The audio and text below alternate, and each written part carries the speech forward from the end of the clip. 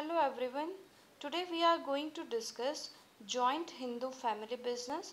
It's also called as Hindu undivided family business. Joint Hindu family business is a specific form of business organization found only in India. It is one of the oldest forms of business organization in the country. It refers to a form of organization wherein the business is owned and carried on by the members of Hindu undivided family. It is governed by the Hindu law. The basis of membership in the business is birth in a particular family, and three successive generations can be members in the business. The business is controlled by the head of the family, who is the eldest member and is called Karta. All members have equal ownership right over the property of an ancestor, and they are known as co-personers. Now let us discuss the various features or characteristics of joint Hindu family business.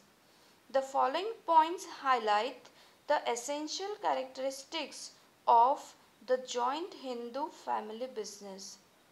The first characteristic is formation. For a joint Hindu family business, there should be at least two members in the family and ancestral property to be inherited by them. The business does not require any agreement as membership is by birth. It is governed by the Hindu Succession Act 1956. The second characteristic is liability. The liability of all members except the Karta is limited to their share of co-personary property of the business. The Karta, however, has unlimited liability. The third characteristic is control. The control of the family business lies with the Karta. He takes all the decisions and is authorized to manage the business.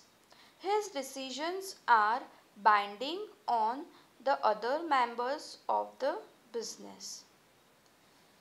The fourth characteristic is continuity.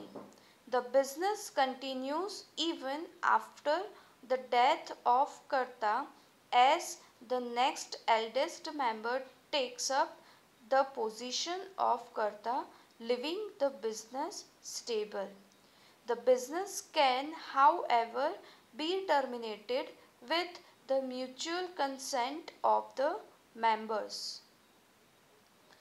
The fifth characteristic is minor members. The inclusion of an individual into the business occurs due to birth in a Hindu undivided family. Hence, minors can also be members of the business. Now let us discuss various merits or advantages of joint Hindu family business. The advantages of joint Hindu family business are as follows. The first advantage is effective control. The Karta has absolute decision making power. This avoids conflict among members as no one can interfere with his right to decide. This also leads to prompt and flexible decision making. The second advantage is continued business existence. The death of Karta will not affect the business, as the next eldest member will then take up the position. Hence, operations are not terminated and continuity of the business is not threatened. The third merit is limited liability of members. The liability of all the co-personers except the Karta is limited to their share in the business, and consequently the risk is well defined and precise. The fourth advantage is increased loyalty and cooperation. Since the business is run by the members of family, there is a greater sense of loyalty towards one another. Pride in the growth of business is linked to the achievements of the business. This helps in securing better cooperation from all the members. Now, let us discuss the limitations of joint Hindu family business. The following are some limitations of joint Hindu family business. The first limitation is limited resources. The joint Hindu family business faces the problem of limited capital as it depends mainly on ancestral property. This limits the scope of expansion of business. The second limitation is unlimited liability of Karta. The Karta is burdened not only with the responsibility of decision making and management of business, but also suffers from the disadvantage of having unlimited liability. His personal property can be used to repay business debts. The third limitation is dominance of Karta. The Karta individually manages the business, which may at times not be acceptable by other members. This may cause conflict among them and may even lead to breakdown of family unit. The next limitation is limited managerial skills.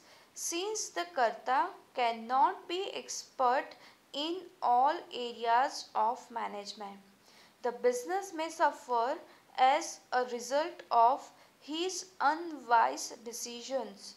His inability to decide effectively may result into poor profits or even losses for the organization.